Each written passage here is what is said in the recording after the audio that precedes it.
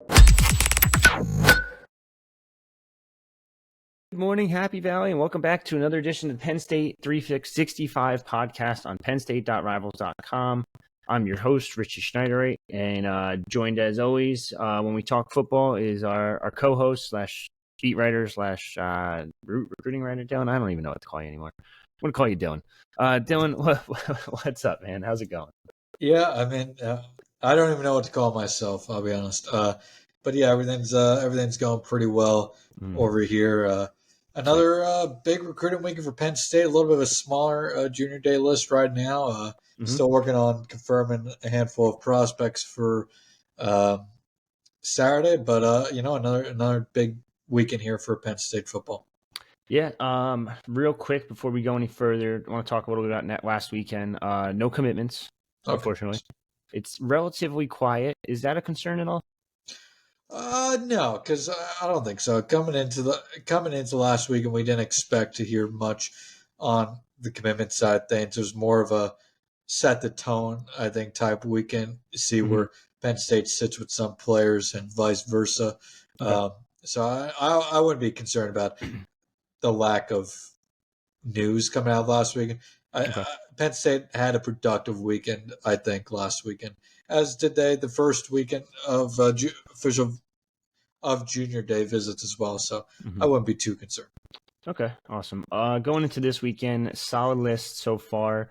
I'm just going to start with the big name, and it's honestly the quarterback, Matt Zollers, Springford, Pennsylvania guy, 4-star. They already have a quarterback committed in Beckham Kritza. Is this potential for another quarterback commit? Because I know we took a couple visits recently.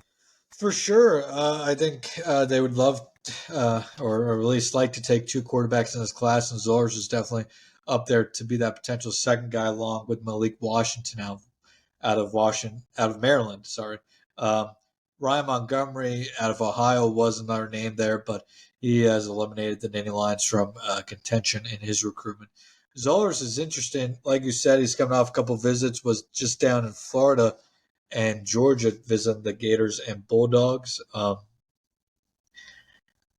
Through the art of some deduction, it looks like Zollers is actually one of Georgia's top quarterback prospects. They had Ryan Montgomery on campus 2 weeks ago. They had Zollers on campus a week ago, and I believe they may be hosting Juju Lewis, the top quarterback in the 2026 class this weekend. And I think those are their top 3 quarterback targets. They have 6 guys offered at quarterback right now who are uncommitted, Georgia that is. And the other 3, what I've gathered, have not really been in much contact with. So a little bit of a Georgia insight there on this Penn State pod, which if you eliminate those 3, that comes down to, Zollers, Montgomery, and Lewis, who's committed to USC. I think Georgia is a school to watch here for sure with Matt Zollers. I think Ryan Montgomery could obviously take that potential spot at Georgia if Lewis ends up staying committed to USC. But I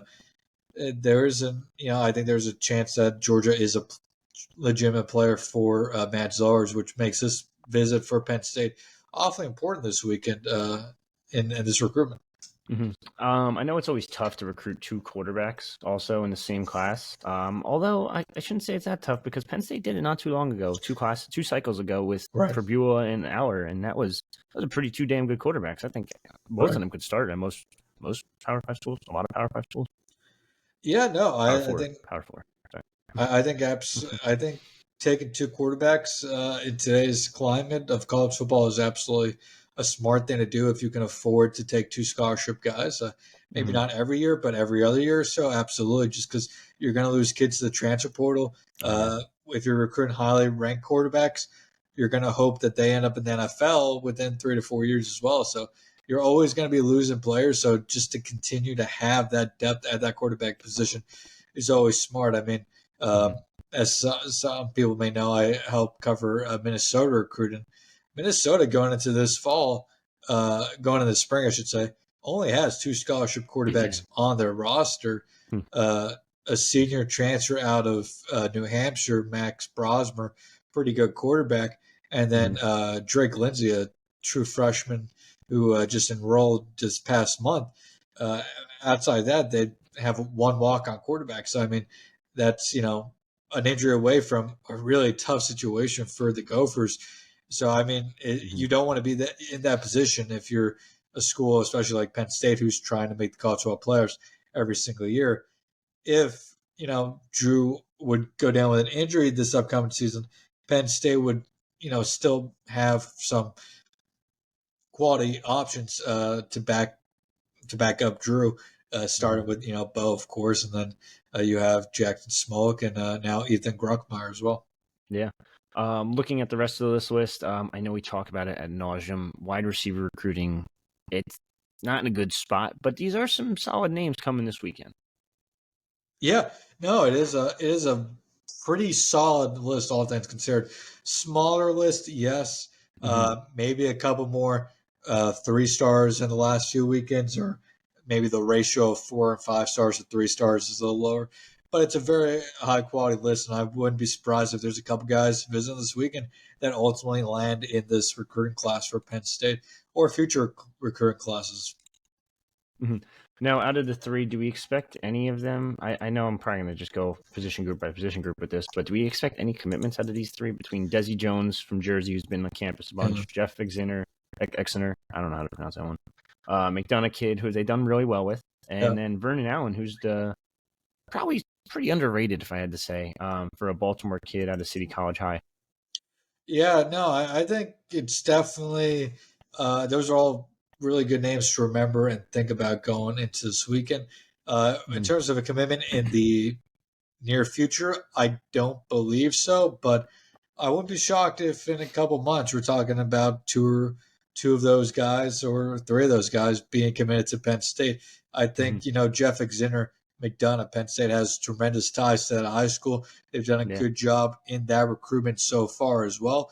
So that one stands out to me. Desi Jones, like you said, out of Jersey, that's a kid that they've had a really good relationship with as well.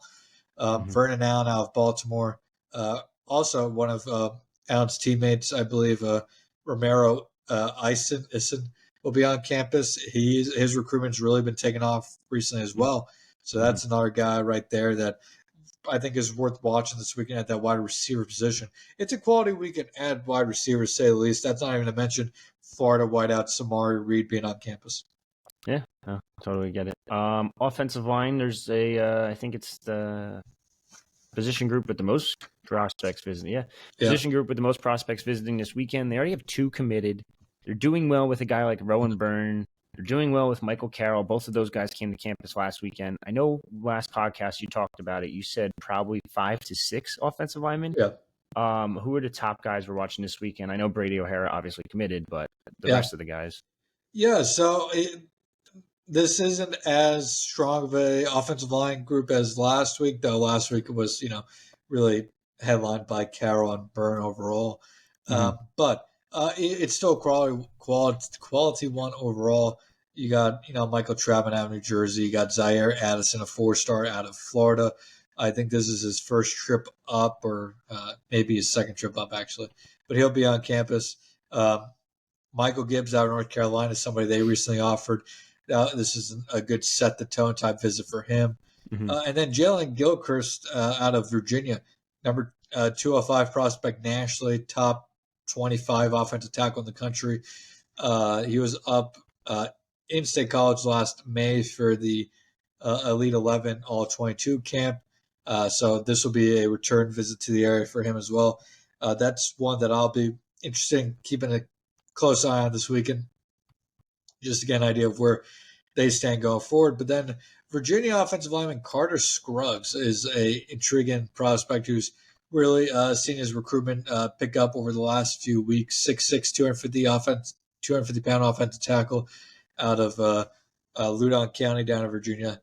That could definitely be something to watch as well. Though if we're going to talk about offensive linemen, I'd like to turn our attention to 2026 recruiting class with Harrisburg standout Kevin Brown, the number 24 player nationally in the Rivals 250 ranking for 2026. Elite player, still raw as an offensive lineman. but elite talent, elite ceiling, and definitely a priority recruit for Penn State in 2026. Scruggs, relation to Juice or No relation that I know of. Interesting.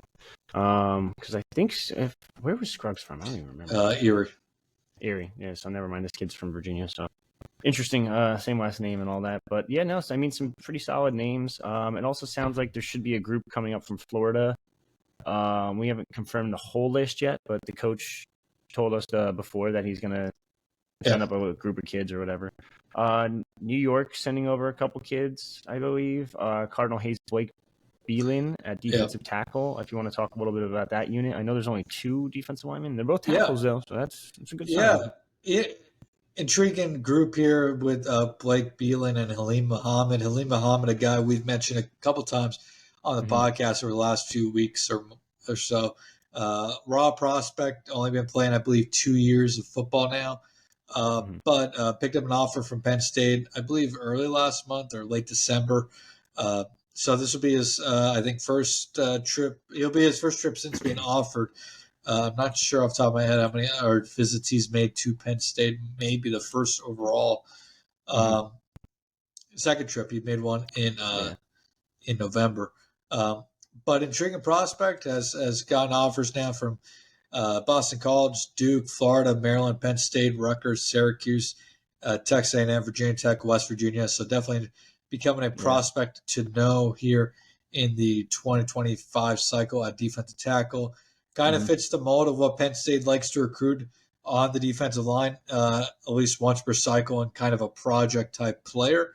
So that is worth knowing. Blake Beelin, intriguing prospect. Penn State, as they continue to fill out their defensive line and defensive tackle board, 6'2", 272 out of Cardinal Hayes, which I believe is in Manhattan or Bronx. That's not correct. Yeah, I saw it too.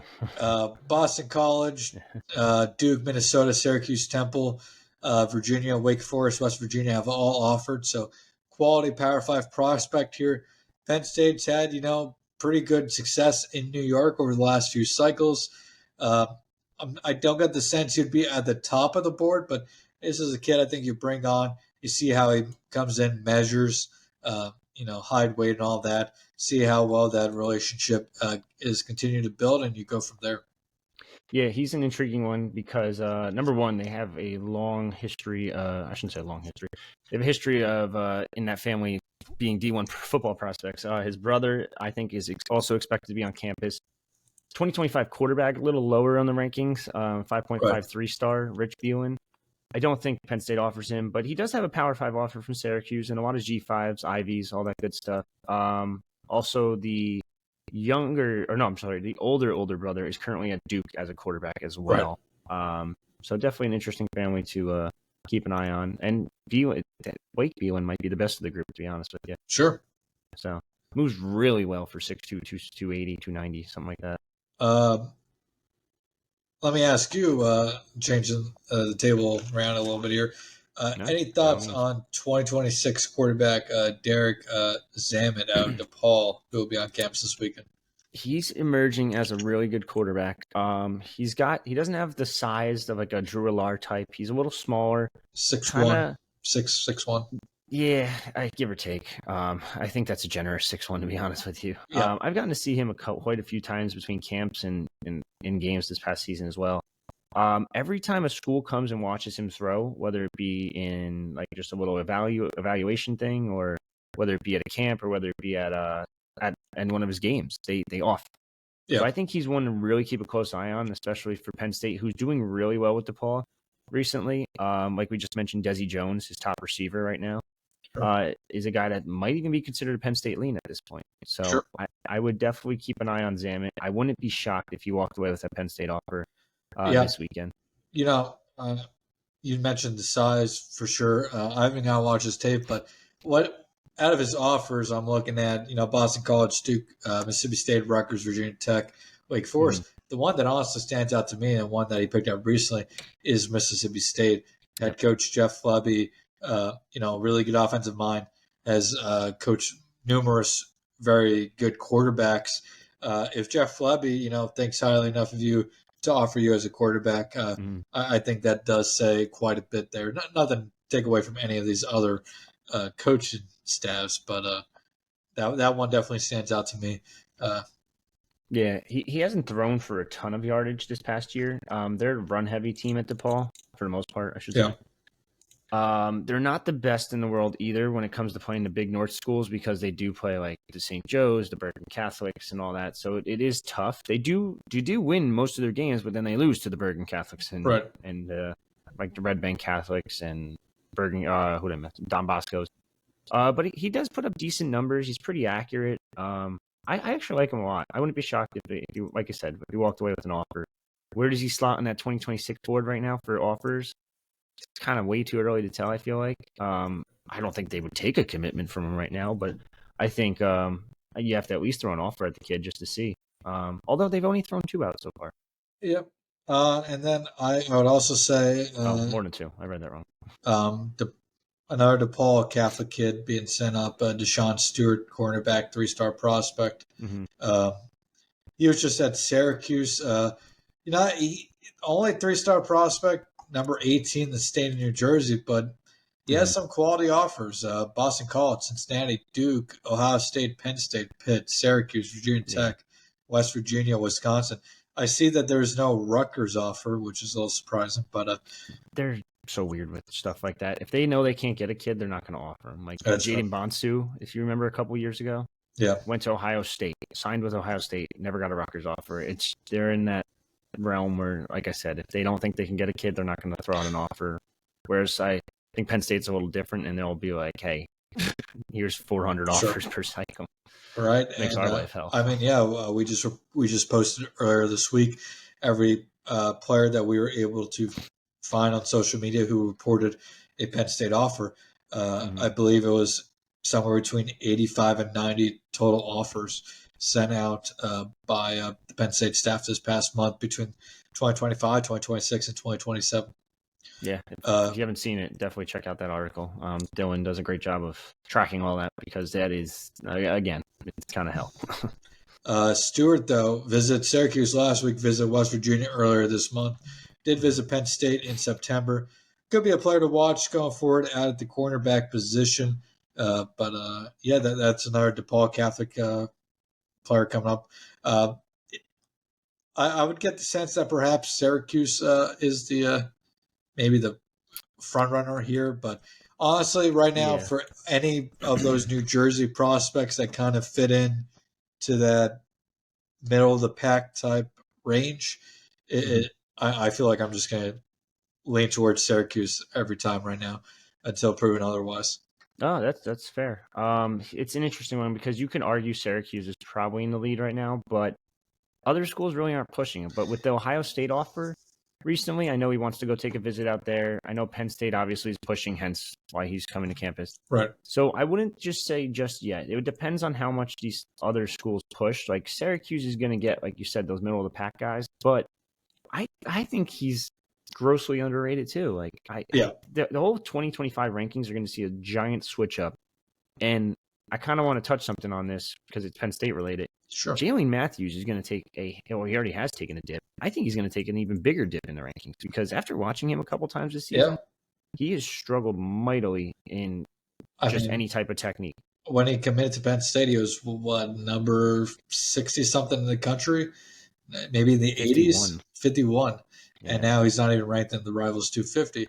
Still a quality player, but just kind of tells you how fluid these things are. And while I don't think you can really I don't think it's worth people getting all flustered up by rankings until the final ranking of a class, because everything up till then is pretty fluid. And even then, I mean, to a degree, we trust our evaluators here at Rivals, but to a degree, it's still a guessing game to a degree. I mean, it's an opinion at the end of the day. Yeah. Everyone has an opinion. Yeah, I mean, they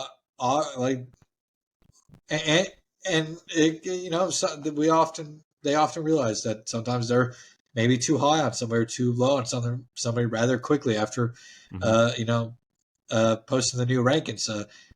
Adam Friedman this past week talked about how in the network's Too High, Too Low article for the 2024 update that he believes that they ranked Penn State tight end Luke Reynolds too low this cycle, and that he believes he can be an impact player for the Nittany Lions. So, it's an opinion. It's an imperfect science, and then all rankings should be taken as supplemental information, and that's just that. I personally like to judge guys by their offer sheets. Yeah, and that's a good way to do it too. But that, again, not the end all be all either way. So. Right.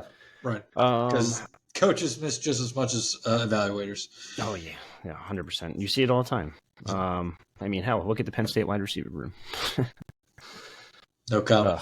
Had to take a little dig there. Last but not least, we're talking about the athlete group. There's 4 2025s, a couple 2026s. What are we thinking about this group? Anyone really notable? I actually just added a new name to it in Timber Creek prospect. New Jersey, South Jersey guy, Marcus Upton. Doesn't have many offers. I shouldn't say doesn't have many P5 offers, people or whatever. I don't know. But he did just add Pitt recently, and he's got a lot of G5s. So, I mean, decent looking kid.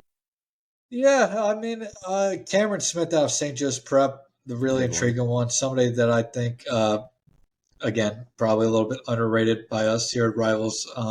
Probably could be a 4-star prospect pretty easily. Really high end player at St. Joe's Prep. List him as an athlete, probably going to be a linebacker at the next level.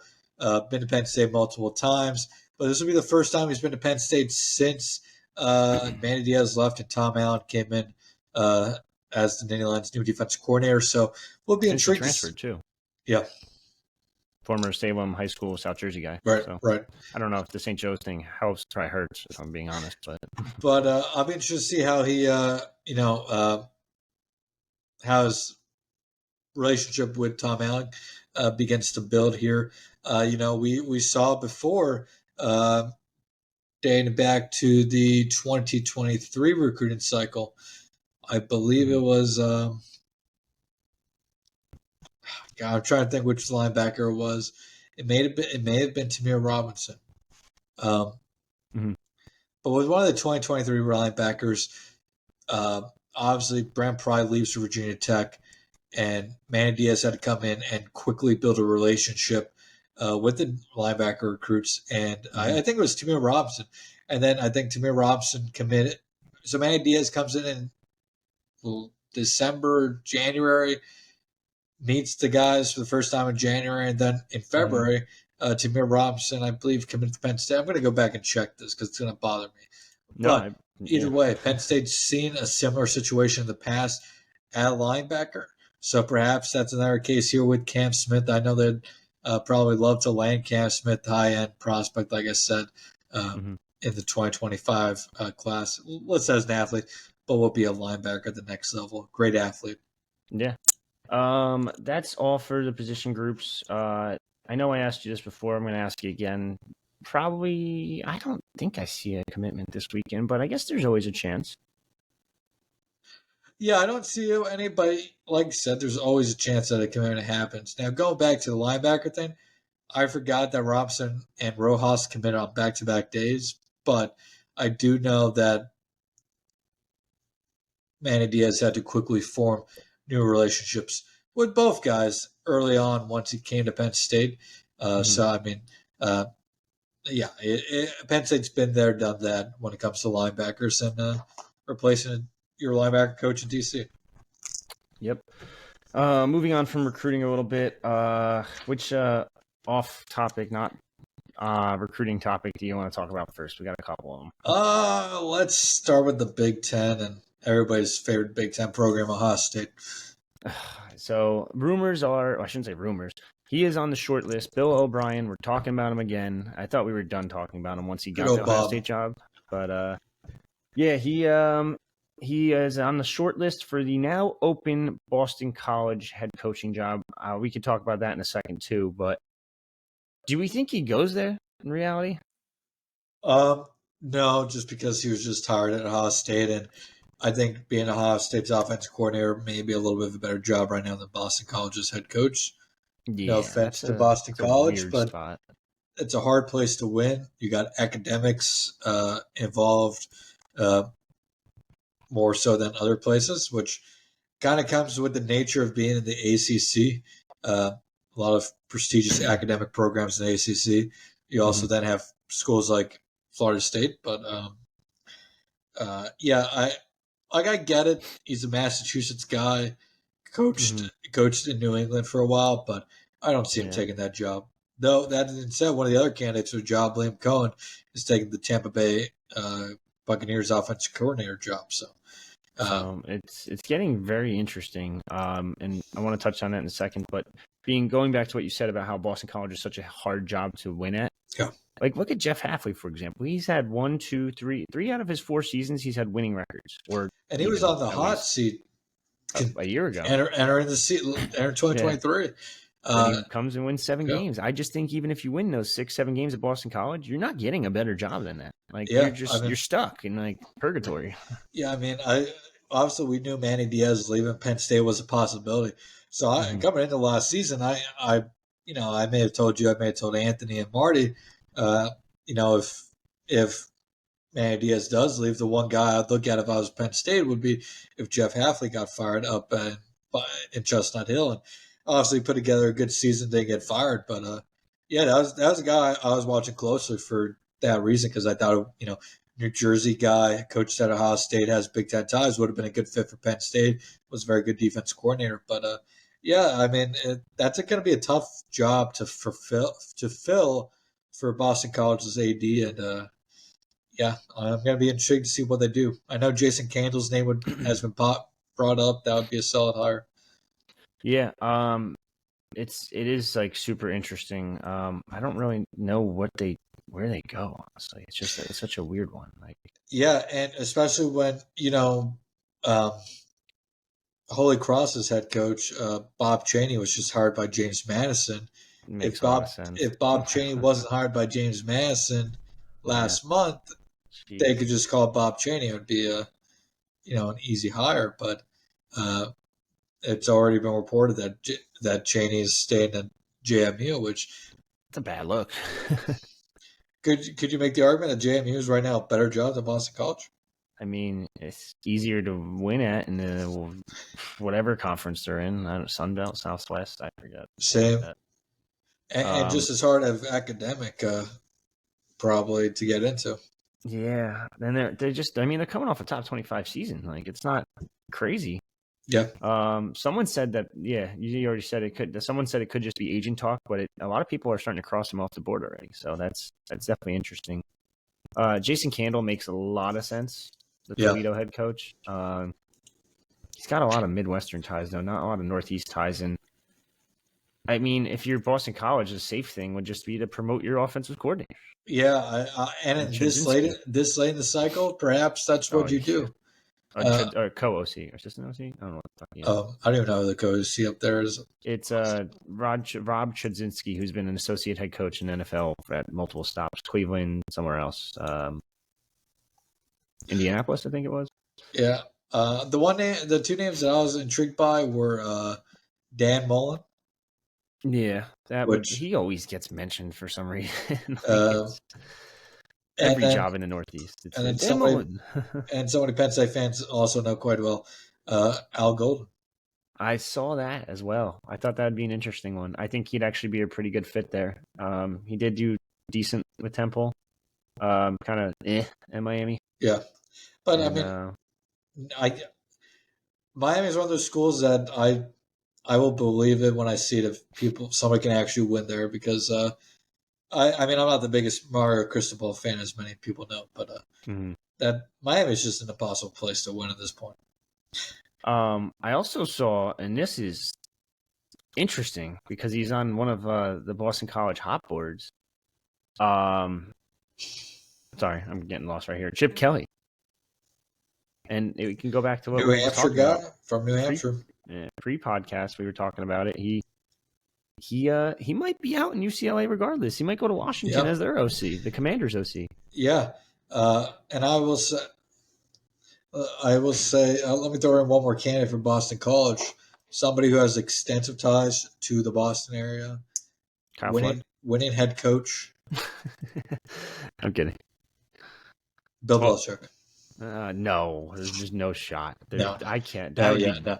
I'm the joking. wildest thing in the world. Yeah, Someone said Brian Flores. I was like, Jesus, dude, are we just throwing shit at a wall? Like, yeah, no, yeah. There's negative chance that Bill Belichick takes a job, but hey, he does have extensive ties to New England and is a winning head coach.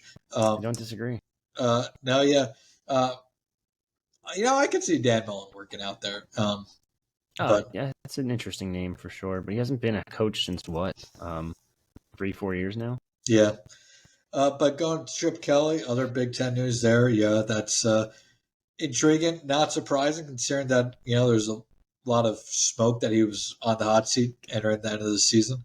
And this entered what could be his last year in LA there. So I guess this proposes a bigger question. James Franklin has talked about how a lot of coaches are getting out of college football because of the schedule. NIL.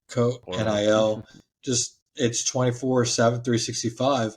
When the NFL is, it's still an everyday job, but you don't have to recruit your own players to stay with you throughout the entire year. Do you think it's being a little overblown about the state of college football and how coaches are reacting to it getting out of college football? Or do you think there is a legitimate concern? I mean, the schedule's already bad, and we don't even know what the schedule is going to look like for these coaches in 10 months when you have the transfer portal, you have the early sign-up period, and don't forget, you're now throwing in a 12-team college football playoff.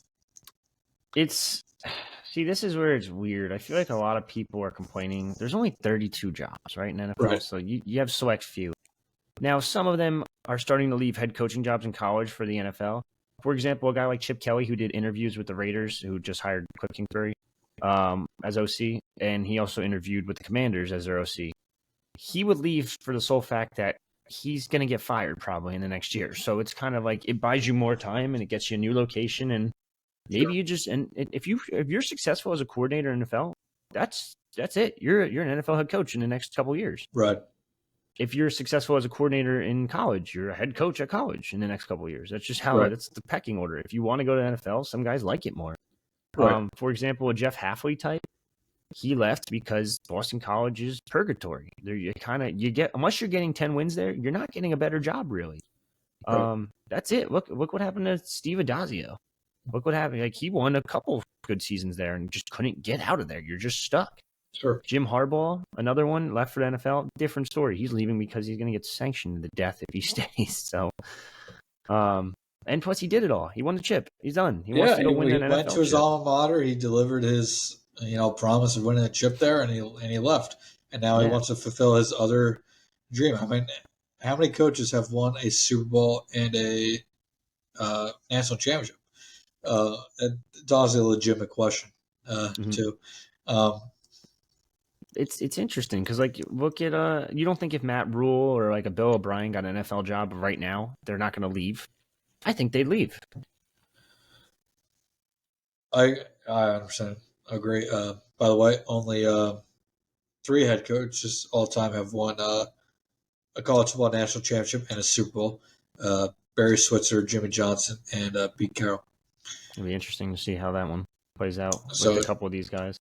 Yeah. Then it's weird though because like for college, going back to what we were talking about, college is weird because there's a couple examples for like I talked to Greg Schiano quite a bit. He tells us all the time. He goes, I made a mistake. I went to the NFL. I sucked at it, and I should have never left. Like because I could have had this built to something different. And don't get me wrong, like he probably doesn't like the hours either because there's shitty hours for being a college coach right now. But and it's some coaches prefer it. Some coaches prefer the NFL. Like Hafley has NFL experience, so he's had that taste of it. He's like, "Fuck this! I don't need to do this anymore." I think he tries to get out. I think to be a college coach, and it's probably a little bit obvious, but to be a college coach, you have to love being a not just a football coach, but you have to love being almost an educator and looking at the bigger picture more than just football. Mm-hmm. You know, we hear what James Franklin preaches all the time, but like, if you want to just love football and focus on football, the NFL is better for you. But I mean, you're not, and being a college head coach, you're not just a head coach. You're the CEO, you're The the GM, the GM, this, like, you're the scout, you're the head coach, you're especially, you know, at the uh the further you go down from FBS, FCS, Division two, lower and lower, the more hats you're wearing. I mean, yeah, we everybody's heard the stories of these head coaches who started, at Division two, Division three schools where they were the offensive coordinator, the offensive line coach, the SID, the PR or whatever, market or whatever. They wore so many hats. It's you you gotta love the bigger picture of all of it. While in the NFL, you can just kind of focus on the football side of things, and college, you're also. I think you have to be more of a people person in college. You have to be uh, more of that relationship person. While in the NFL, it's kind of more, mm-hmm.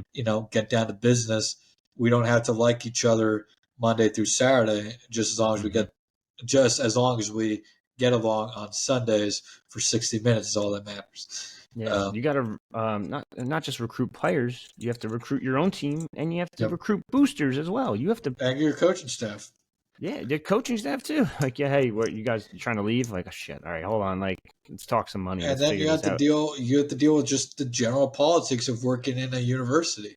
It's insane. I mean, it took James Franklin 9 years to get the alignment that he very much desired at Penn State. And I mean, I know people think that's an excuse that James Franklin uses, but that alignment is very much a realistic thing that determines a lot in college football. And you're hearing more and more coaches talk about that. Having that alignment is incredibly important. Oh, I mean, if you don't have it from the top, from president to AD to head coach, it's a shit show. We've seen it at several other schools before. Right. It's much easier to have that alignment in the NFL than it is in college football. Yeah, because most of the GMs are very buddy-buddy with their head coaches, and that's just kind of how it works. Right. Yeah, absolutely. But I don't think it's a double-edged sword. I don't really know. Like, do people want to go to the NFL? But if you see the guys that are leaving for the NFL, these are guys that have already had a taste of it, and they're like, this recruiting thing. Like, how do I recruit to Boston College? If I'm going there, my expectation is max. Maybe I have one season in 5 years that I can get 9 wins, and I don't even think I can get past that. Right. And I will also say, I think it's also to a degree. I think it's also one of the obviously a money thing at this point. I'll be interested to see what Jeff Hafley is making with the Green Bay Packers compared to what he was making at Boston College. Yeah, I'm not sure what NFL coordinators make off the top of my head, but I think he was getting paid decent money at BC. I mean, enough. He was getting paid around $4 million a year. Okay, pretty solid. So, but even the coach before him did the same thing, though. Like, no one talks about it, or maybe not coach before him. Coach before Adazio, Jeff Godzinski. He left for the Tampa Bay OC job. Yeah, he had them at 11 wins. You can't do much better. Like, this has been going on forever. I think people are overhyping it. Don't be wrong, NIL sucks. Portal sucks. I think people perhaps are definitely overhyping it off this specific case. Yeah. But there's definitely, I think, a bigger issue at hand. And to wrap this up, I propose this question. We talked about that. I mentioned that schedule coming up in the future in December. Signing day, transfer portal window, college football playoffs, and then you got the draft process coming up as well in January. The playoffs will go into January. What do you think is more likely to happen? The transfer portal window gets pushed back, or we see a maybe signing period in August per se, or early September, like basketball does. One in November? They do November and April. Yeah. Which it's interesting because that's even mid-season. Like, I don't know why they do that. I think you have to either just do a signing period at preseason, because let's be honest, most of these classes for at least the Power 5 programs, Power 4 programs, they're done mostly by the time the season starts, because no one wants to recruit during the season. Penn State will have 20 something commitments by September 1st. Yeah, and I feel like that's the case with most of these schools. Now, occasionally, yes, there's a couple, but then it gets tough because coaches get fired midseason, and it's like, oh, now I have to go through the NCAA to go get them out of their LOIs again, and it's like, the thing that drives me nuts is the three-letter acronyms. Can we just make like a 4-letter one once in a while? Because like when you have NIL and NLI, it's like, what the fuck are we talking about? Yeah. And then you got NIL, LOI, NLI, like what the fuck? Oh, I hate it. But I don't know.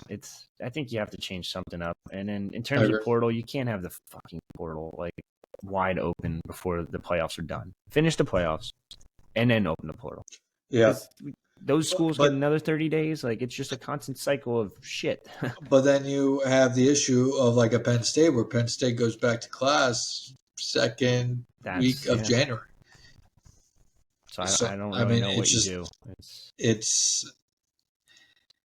I do not envy. I think it would be very cool to be a college football coach. I do not envy college football coaches starting next year. I hear the hours they work, man. It's you guys think it's a 40-hour week job? Maybe double that. Yeah, at least. Like, I mean, I one of the people I talked to just on who's in the recruiting side of things with a major university on the West Coast. They talk about it, and they have meetings at like 5:30, 6 a.m. Mm-hmm. And so you're waking up at 4:30, 5 o'clock, getting to the facility for your 5:30, 6 a.m. meeting, and then you're working until 11 o'clock at night sometimes, and then you maybe get a few hours of sleep and restart it all over again. Maybe it's a little easier in the off season, but especially during the season, it's just terrible hours. Yeah, like and even July, during the summer too. July used to be a dead period. Yeah. We're seeing commitments in July now, and it's like, it's still a dead period technically, but like people are committing now. And now with kids being able to take unlimited official visits, it's going to be even more insane. Though each school is still restricted to a certain amount. Yeah, I don't think anyone's taken something crazy like 10 official visits yet. I think I've seen some that have taken 6, but I don't think anyone's going overboard with it yet. And I don't know if we ever will, to be honest with you. I don't know. There's a couple kids in the 2025 cycle that I can see taking like 30 official visits just because they love the attention. Well, but that's true too. I hate that too, but different aspect of recruiting. Yeah. It's going to be interesting about how the NCAA really handles this entire thing. I mean, the AFCA conferences were just this past month, so usually that's a good time to get an idea of what coaches are kind of proposing going forward. But I'd imagine if the NCAA is going to make any changes, we'd probably hear something by I would imagine April, because that's usually, I guess, when they kind of release the next year's recruiting calendar. It just doesn't seem like they're going to do anything. Although they're going after, the only thing they're doing right now is going after schools for NIL violations. Yeah, which Tennessee, Florida State right now. Iowa just self-reported a violation. It's got to be interesting. There's a lot right now.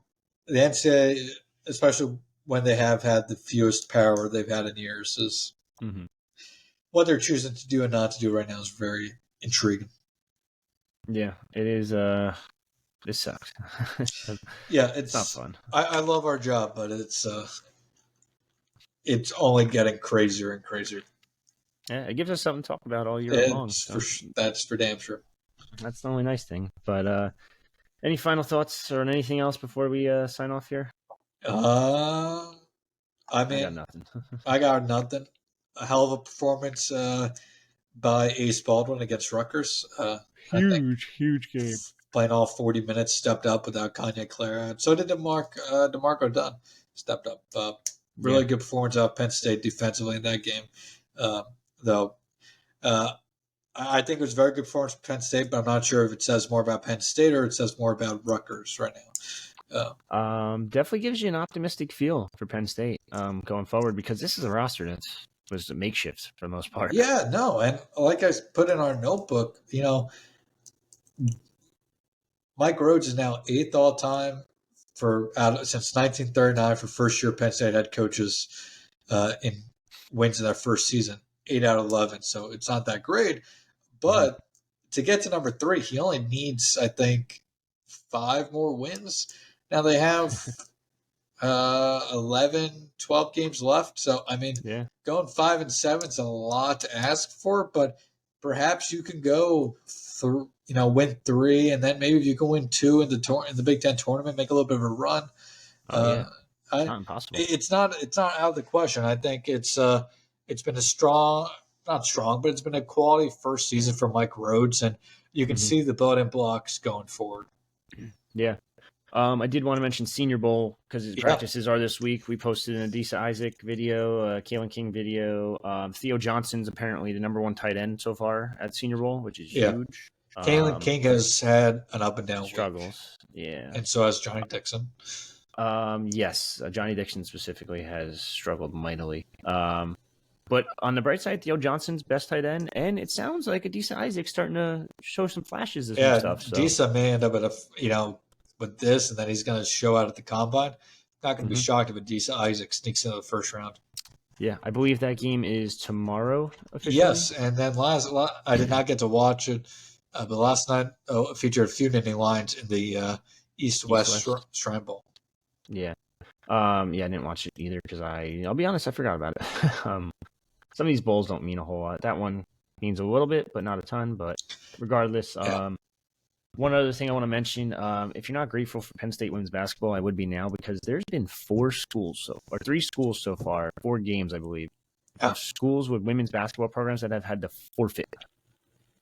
Like, isn't that just kind of insane? Yeah, it's not enough players. Like, it's not something we've seen a lot of in recent time.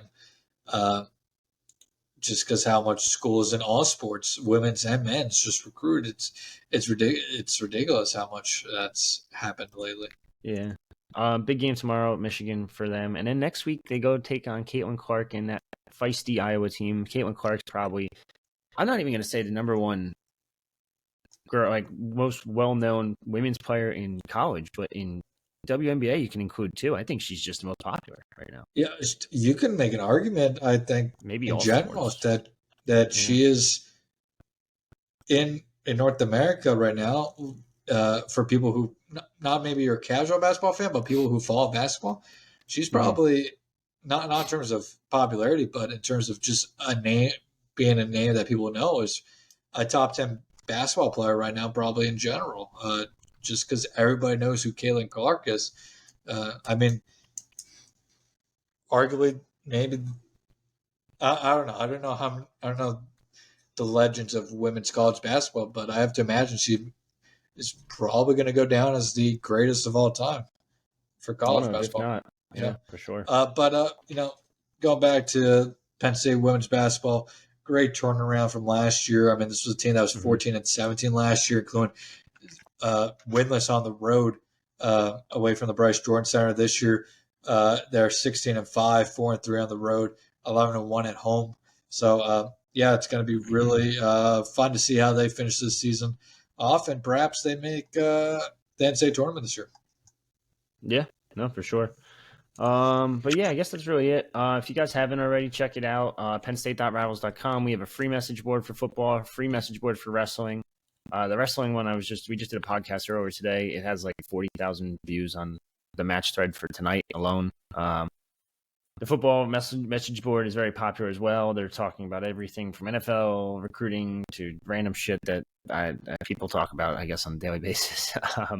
Also, we have the Lions Den forum, which you can check out the whole Junior Day visitor list. We'll have some more updates to that later today.